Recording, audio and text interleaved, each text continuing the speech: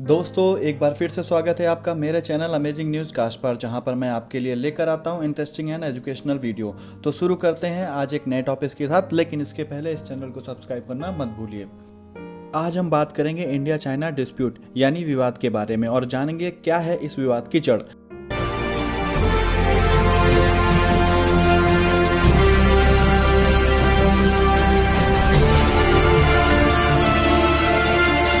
लेकिन उसके पहले मैं आपको बताऊंगा शिमला समझौते के बारे में, जहां से यह विवाद शुरू हुआ। भारत और तिब्बत के प्रतिनिधियों के बीच 1914 में स्पष्ट सीमा निर्धारण के लिए शिमला समझौता हुआ था। इसमें चीन मौजूद नहीं था क्योंकि इस समय तक तिब्बत एक फ्री स्टेट था। इस कारण तिब्बत के प्रतिनिधियों ने इस पर हस्ताक्षर किए थे। इस प्रकार शिमला समझौते के अनुसार मैकमोहन रेखा भारत और चीन के बीच स्पष्ट सीमा रेखा है।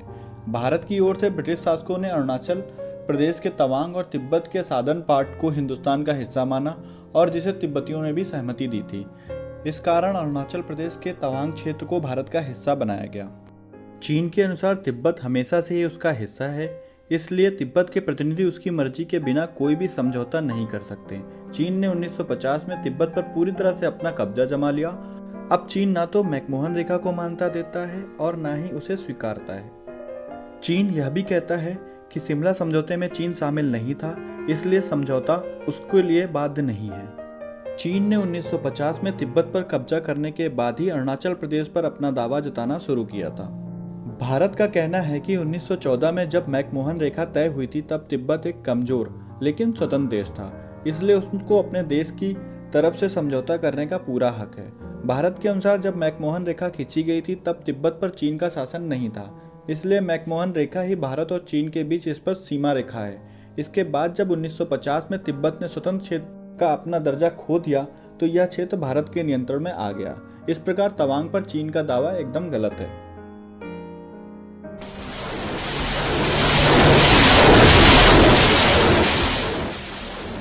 भारत और चीन के बीच सबसे बड़ी लड़ाई 20 अक्टूबर 1962 को हुई थी, जो कि करीब एक महीने तक चली। यह युद्ध भारत ने बिना किसी तैयारी के लड़ा और भारत ने अपनी वायुसेना का इस्तेमाल भी नहीं किया, जिसके कारण भारत यह युद्ध हार गया। उस समय भारत के प्रधानमंत्री श्री जवाहरलाल नेहरू जी थे, जिनकी इस वजह से बहुत आलोचना हुई। भारत और चीन के बीच यह युद्ध 1962 में गलवा घाटी में हुआ था। आइए जानते हैं कि गलवा घाटी है क्या। गलवा घाटी, जो कि लद्दाख और अक्साई चीन के बीच पड़ती है, इस घाटी में एक गलवा नदी बहती है, जिसके कारण इसका नाम गलवा घाटी पड़ा। यहीं पर वास्तविक नियंत्रण रेखा यानी कि LAC है। यह रेखा ही अक्साई चीन को भारत से अलग करती है और अक्साई चीन पर दोनों देशों का दावा है। ज्यादातर यह देखा गया है कि चीन की सेना यहाँ पर टेंट लगाती है और भारत को उकसाती है। इसके बदले में भारत के सैनिक उनके इन टेंटों को उखाड़ देते हैं और आपस में हाथापाई होती है। यह सदन अच्छी तरह अवगत है कि चाइना भारत की लगभग 38,000 स्क्वायर किलोमीटर भूमि का अनधिकृत कब्जा लद्दाख में किए हुए है। भारत और चीन के बीच होने वाले शांति समझौते के बारे में। भारत और चीन के बीच 1993 में एक शांति समझौता हुआ। उस समय भारत के प्रधानमंत्री PV नरसिम्हा राव थे। इस समझौते में यह तय हुआ कि दोनों देशों की सेनाएं सीमा पर गश्त के दौरान हथियार का इस्तेमाल नहीं करेंगी। रैंक के अनुसार जिन अधिकारियों के पास बंदूक होगी तो उनका मुंह जमीन की तरफ होगा। यह समझौता न केवल दोनों देशों के तैनात किए जाने वाले सैनिक की संख्या को निर्धारित करता है, बल्कि दोनों देशों के लिए सैन्य अभ्यास के लिए भी अधिकतम 15,000 की संख्या सीमित करता है। साथ ही यह शर्त भी लगाता है कि सैन्य अभ्यास में शामिल मुख्य बल की दिशा दूसरे पक्ष की ओर नहीं होगी। 2013 के समझौते में स्पष्ट रूप से उल्लेख है कि भारत चीन सीमा क्षेत्र में LAC पर जहां दोनों पक्षों के मध्य आम समझ नहीं है, वहां पर दूसरे पक्ष का पीछा नहीं करना चाहिए।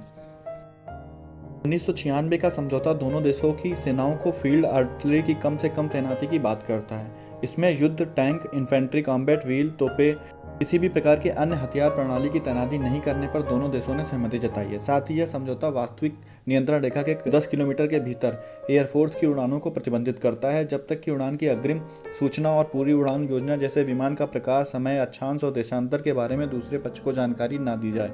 वहीं केवल हेलीकॉप्टर और परिवहन विमानों को उड़ान भरने की अनुमति। 1996 के समझौते के अनुच्छेद 6 में कहा गया है कि कोई भी पक्ष एलएसी के 2 किलोमीटर के दायरे में गोली नहीं चलाएगा। साथ ही इस क्षेत्र में खतरनाक रासायनिक हथियार, बंदूक, विस्फोटक की अनुमति नहीं है।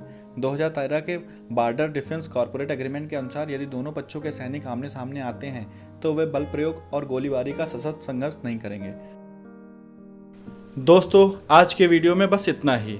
अगर आपको वीडियो ये पसंद आई है तो लाइक करें, शेयर करें और चैनल को सब्सक्राइब करना मत भूलिए।